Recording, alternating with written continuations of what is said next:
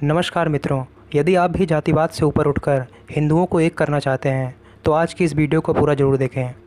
आज सुबह जब मैं अपने व्हाट्सएप ग्रुप के मैसेजेस चेक कर रहा था, वहां पर मैंने एक पोस्ट देखा जिसमें लिखा गया था, उत्तर प्रदेश सिविल जज परीक्षा PCSJ का परिणाम, खबरदार किसी ने इसे जातिवाद कहा तो।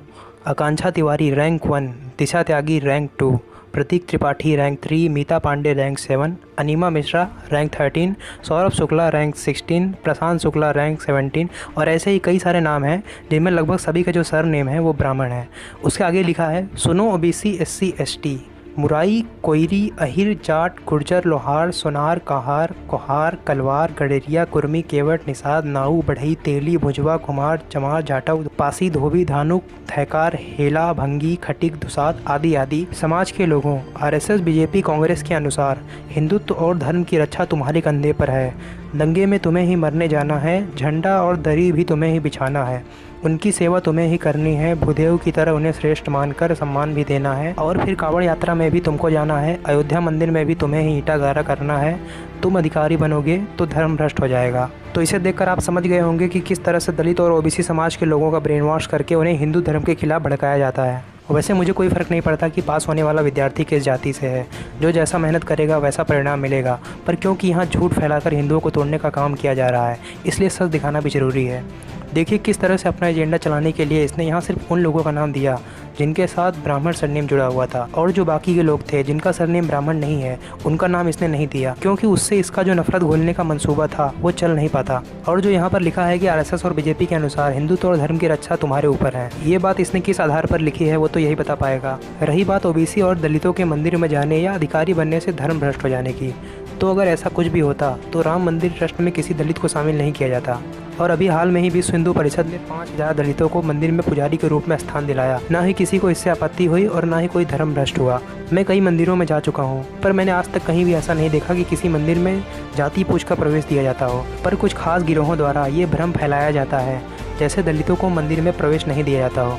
अब जिनको इससे फ़ायदा मिलता है, जिनका मकसद ही यही है, वो तो ऐसा करेंगे ही। पर दुख की बात तो यह है कि अक्सर इस तरह की पोस्ट या मैसेजेस को देखने के बाद हम लोग ये सोचकर इग्नोर कर देते हैं कि कुत्ते तो भौंकते रहते हैं और हाथी चलता रहता है।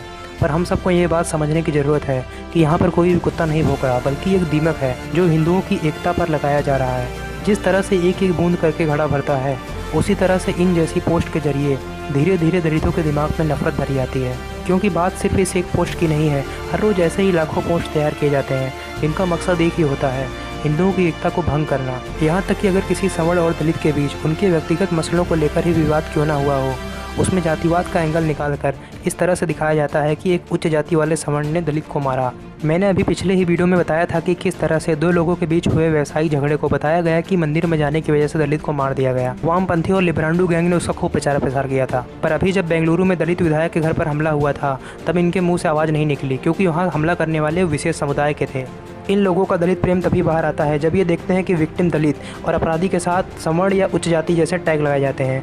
पर वहीं इसके जस्ट अपोजिट, अगर विक्टिम कोई दलित हो और अपराधी के साथ कोई मुस्लिम या विशेष समुदाय वाला टैग लगा हो, तो भीम मीम भाईचारे को ध्यान में रखते हुए ये लोग अंडरग्राउंड हो जाते हैं। ये बात इनको अच्छी तरह से पता है कि जब तक हिंदू एक है, इनके जो बड़े बड़े सपने हैं वो पूरे नहीं हो पाएंगे। आपने वो कहानी तो सुनी होगी जिसमें एक किसान अपने बच्चों को लकड़ियों का एक गट्ठर देता है और उसे तोड़ने को कहता है, पर कोई भी उस लकड़ी के गट्ठर को तोड़ नहीं पाता। फिर उसके बाद जब वो किसान एक एक करके उन लकड़ियों को अपने बच्चों को देता है और तोड़ने को कहता है, तो सारी लकड़ियाँ आसानी से टूट जाती हैं। ठीक ऐसा ही हिंदुओं के साथ हो रहा है। अंग्रेज़ों ने भी भारत पर अधिकार जमाने के लिए इसी तरह से फूट डालकर राज करने की नीति को अपनाया था, और वही फिर से दोहराया जा रहा है। इसलिए हम सभी को इतिहास से सबक लेने की ज़रूरत है, जिससे पुरानी गलतियाँ फिर से ना दोहराने पाए।